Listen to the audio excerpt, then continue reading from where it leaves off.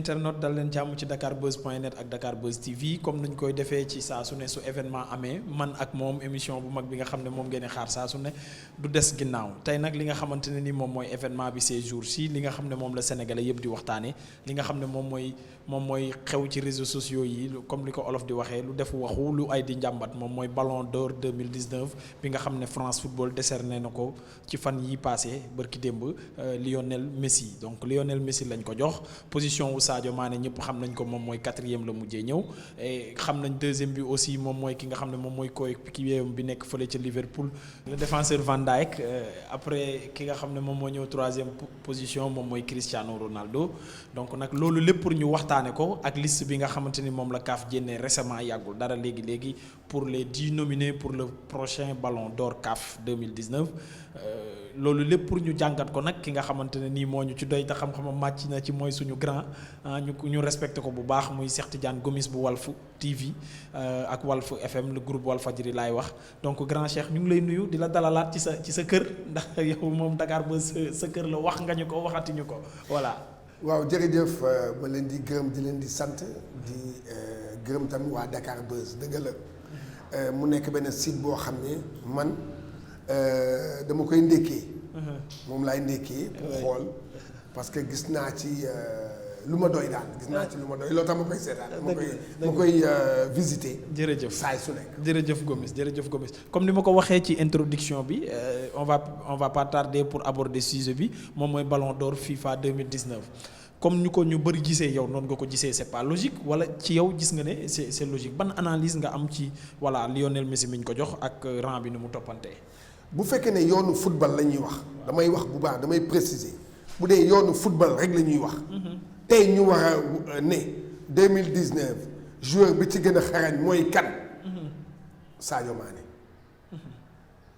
c'est pas parce que sénégalais la moo tax ma naan Sadio Mané bu fi defuloon dara sax damay ne defu fi dara. bu fi defuloon dara damay ne defu fi dara. parce que man dama jàpp ne 2019. boo demee ba nga xam ne Messi ci the best bi.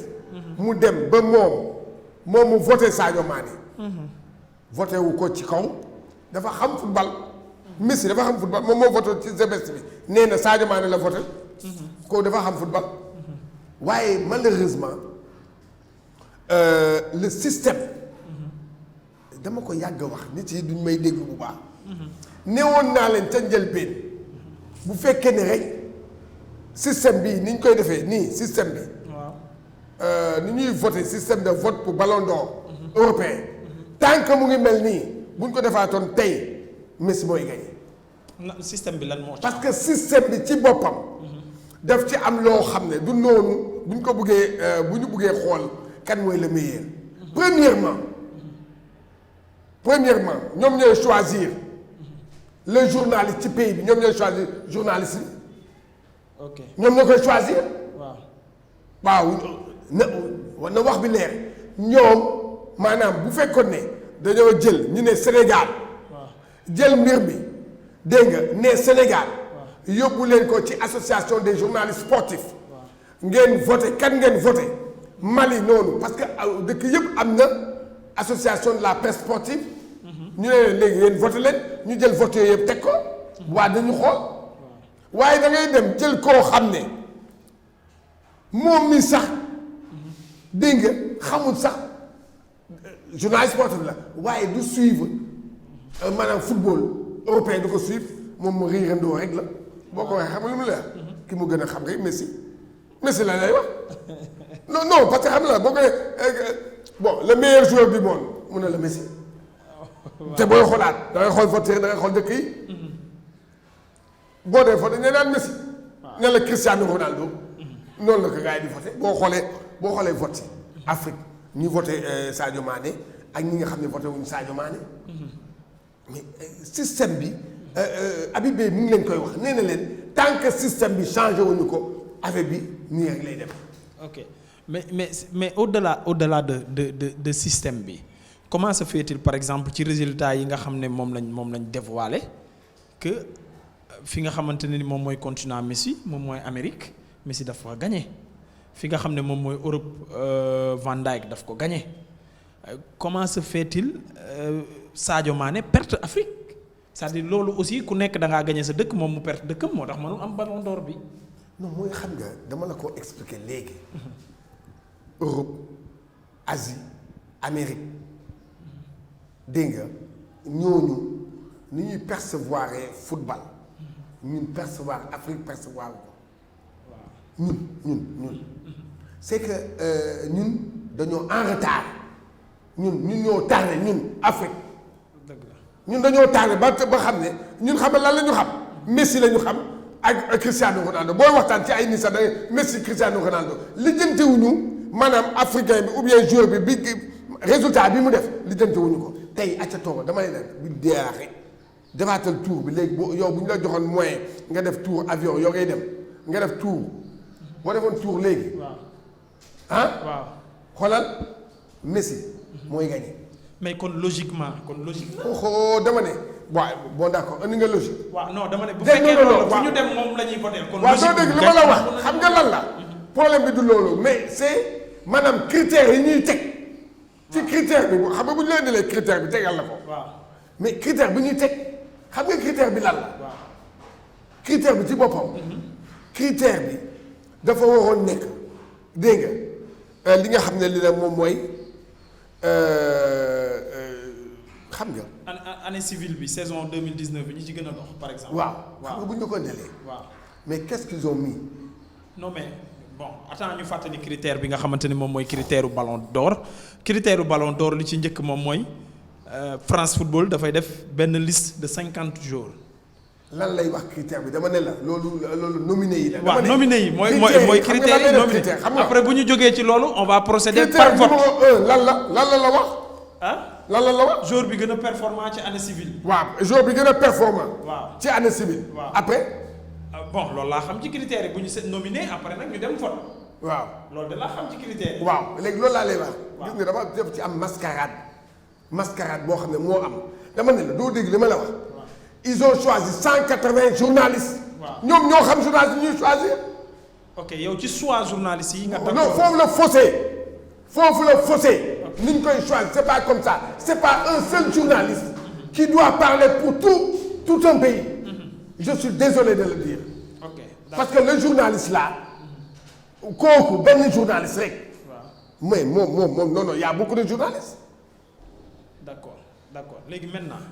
chronologiquement parlant ni ñu defee rang bi est-ce que loolu aussi logique na ci yow. footballistiquement parlant. à part la place de Sadio Mané. dama ne doo dégg benn c'est pas logique. ok c'est pas logique bu ma jëlee man xam nga man yoonu football laay wax. dama ne année civile.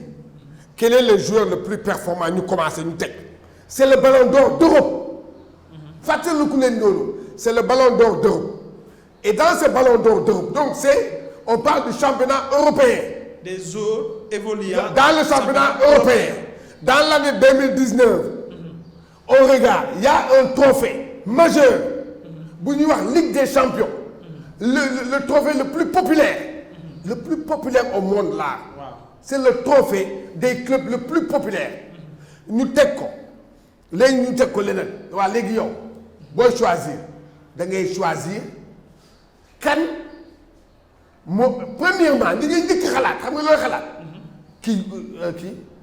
ki ko jël bu ñu nekkoon ci année coupe du monde li ñuy njëkk xool coupe du monde dañuy xool coupe parce que c'est le trophée majeur waaw léegi nag fii ba kii Europe la Ligue des champions ñu ne léegi nag voilà kan la influence bi mu am ci équipe bi ba équipe bi jël ko. Mais Sadio Mané a influé sur la victoire de Liverpool. La preuve, la finale, quoi du penalty bi. Bon. Ah voilà. Doublé contre Bayern su ko deful woon. Liverpool du ñëw il a influé sur les résultats de Liverpool de cette Ligue des Champions. waaw dëgg la ba pare jugee foofu nekk meilleur buteur même bu dee def ko bokk koo kii mais c'est le meilleur buteur en Angleterre le meilleur championnat du monde. nga nekk fa meilleur buteur. ah mais ba pare waxuma ne loolu yow personnellement tu te qualifies à la Coupe d'Afrique avec ton équipe. on va en finale il joue la finale yow nga bëgg a wax lan.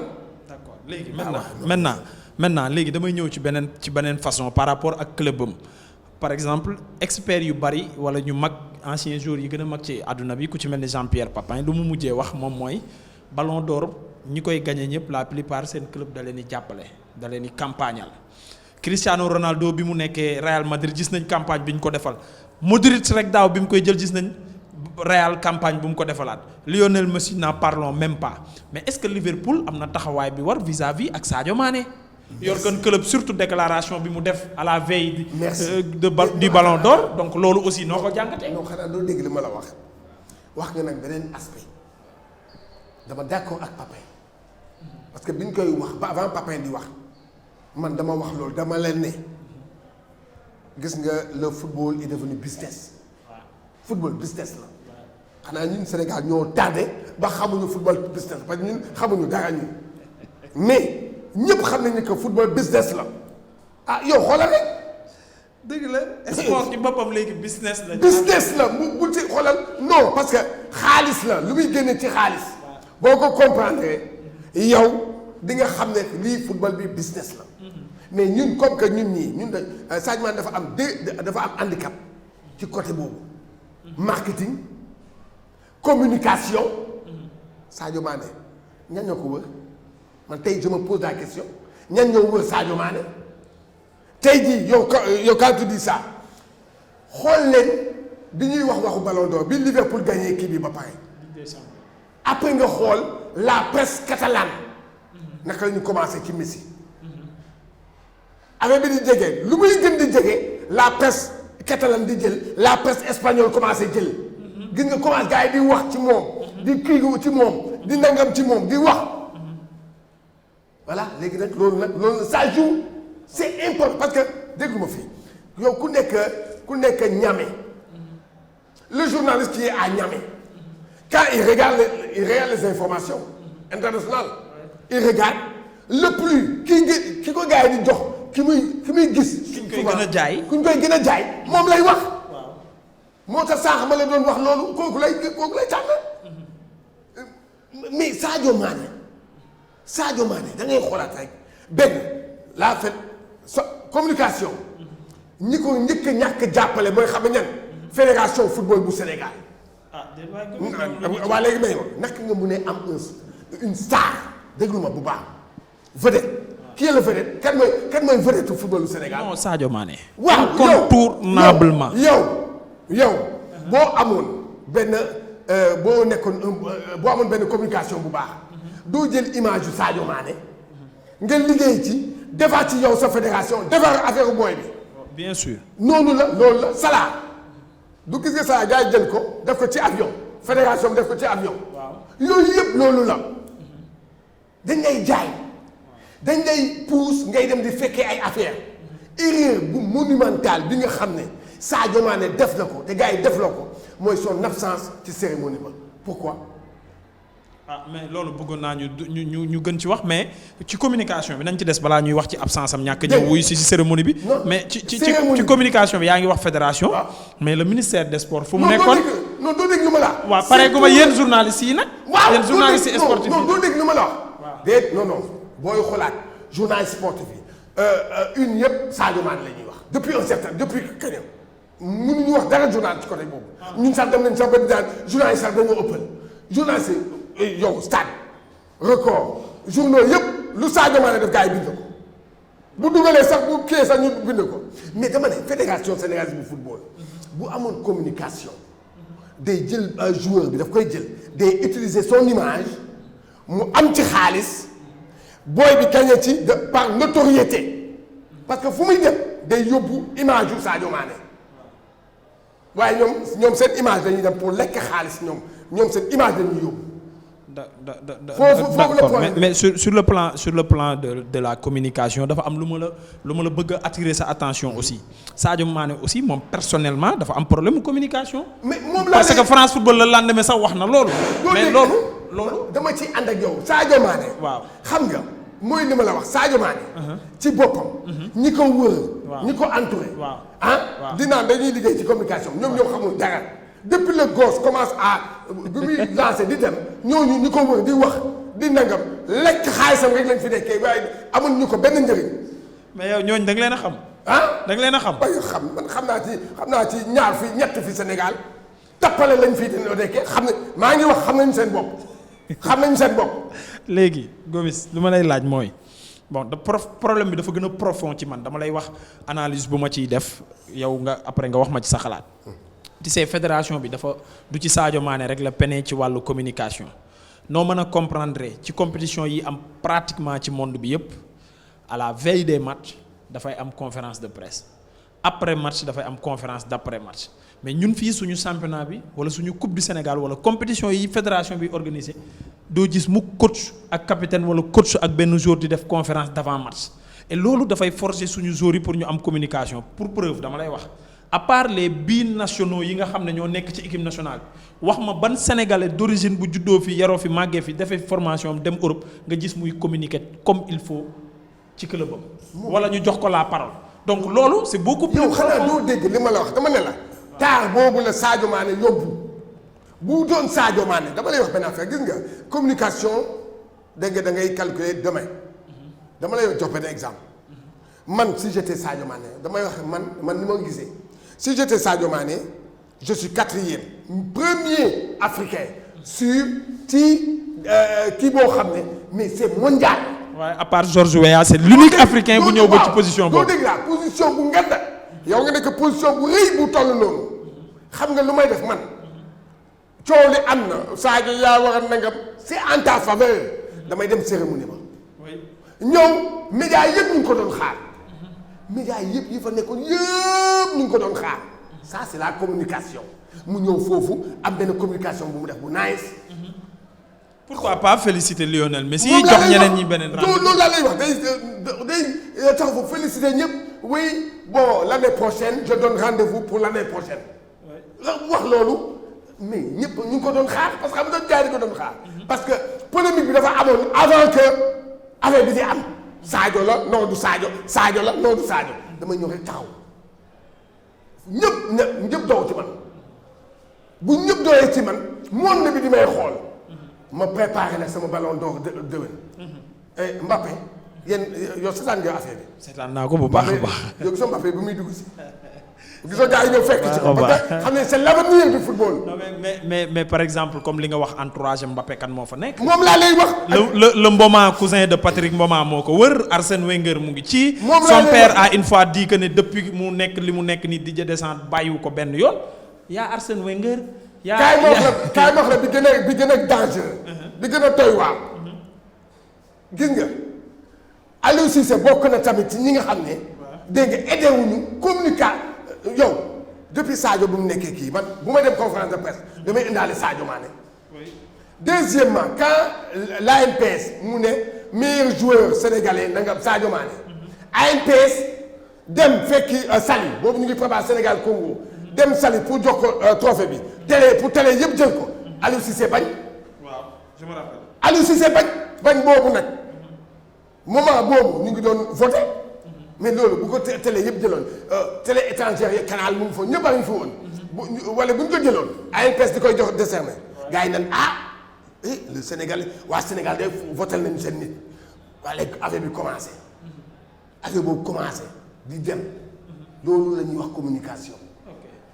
maintenant ballon d'or bi romb na saison bi mu ngi continuer di dem Sadio mu ngi ci ak Liverpool ñu ngi ci compétition yépp donc lan la war a wane nag fi mu toll nii lan moo war a nekk taxawaayam par rapport ak événement yi am yépp léegi des Ligue des champions bi mu ngi nii ban taxawaay la war a am. dama lay wax benn affaire def mieux day jàpp ne li ma defoon nul na damay def lu ëpp li ma defoon.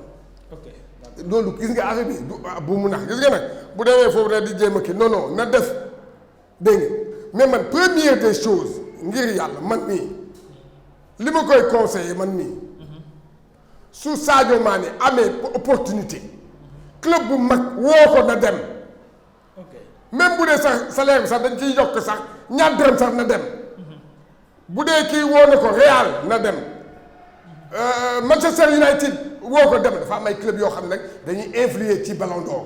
D'accord waaw par exemple li nga wax ni pour ma dëggal ko y a un ancien international bu wax ne Sadio Mané su nekkoon Barça wala Real dafay jël na Ballon d'Or.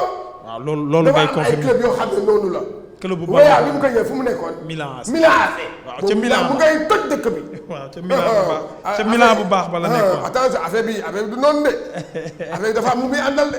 maintenant bu ñu jógee ci loolu lépp psychologiquement Sadio est-ce que affaire bi du ko abattre selon nit ki laay wax parce que ñu bari nag yàgg nañ wax ne psychologiquement Sadio il n'est pas fort mais est-ce que yow loolu nga jàpp.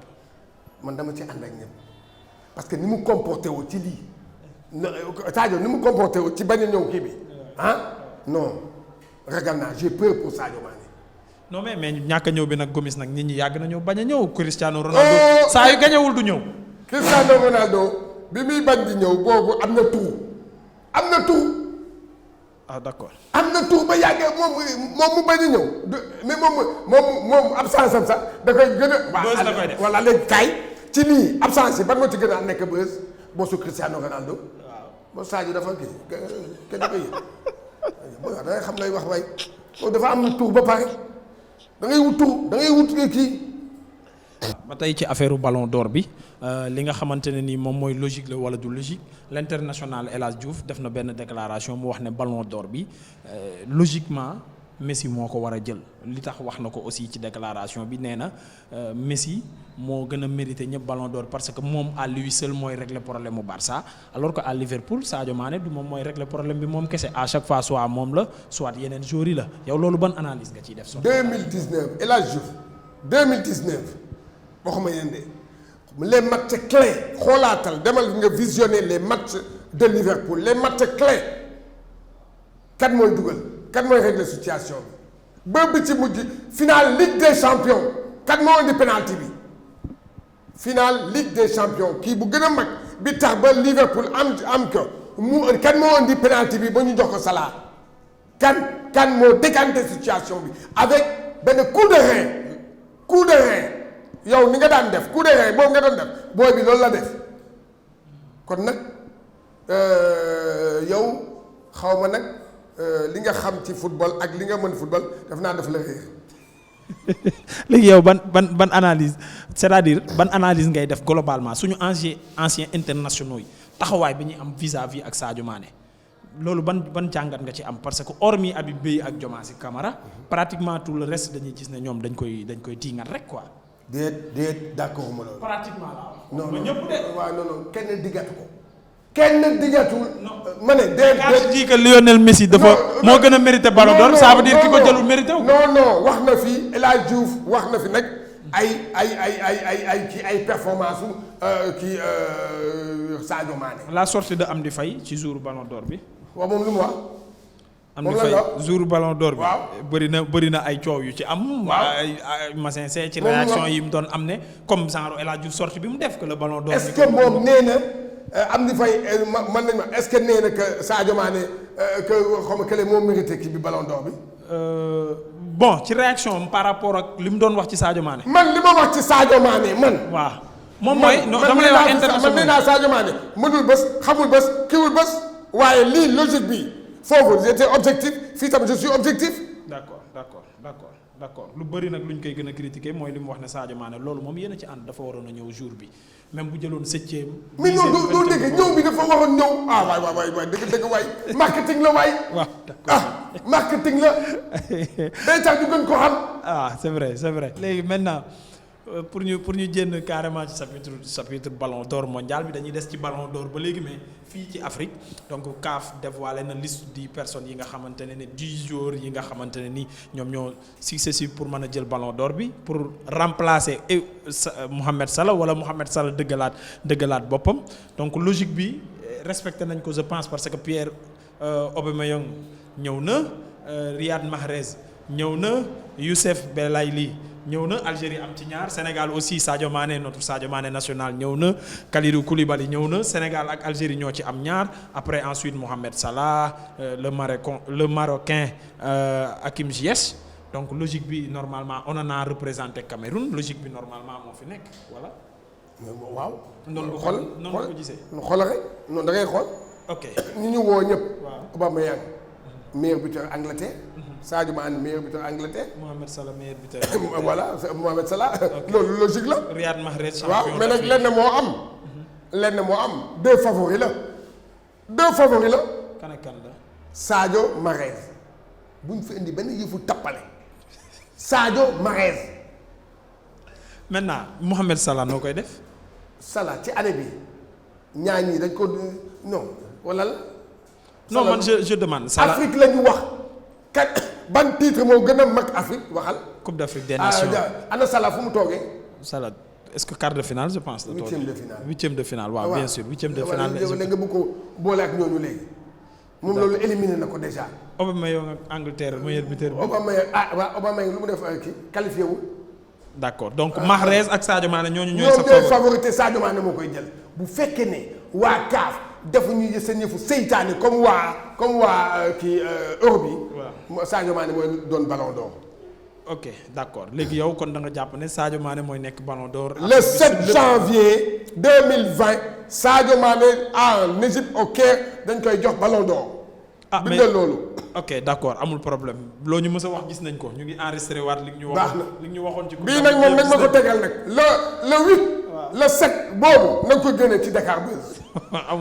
amul benn problème mais grand fi mu toll nii émission bi daanaka def nañ suñu xaw ma nuñ koy waxatee pêle-mêle quoi jaar lépp résumé Ballon d'Or bi ak actualité sportive bi mais maintenant mënuñu fi ñëw ba fii te duñu njàmbaas championnat yi ren noo ko gisee 5 grands championnats yi ñan ñooy sa favori Ligue des champions bi Paris Saint-Germain li mu jot a wane gum Barcelone ak Messi Liverpool gis nañ ko voilà muy teppal ndànk-ndànk Real Madrid ñu ngi gis ne mu ngi gën a ñëwaat donc loolu lépp soo ko doon analyser saison bi ren ñan ñooy say favori rapidement balaa ñuy tëj émission bi.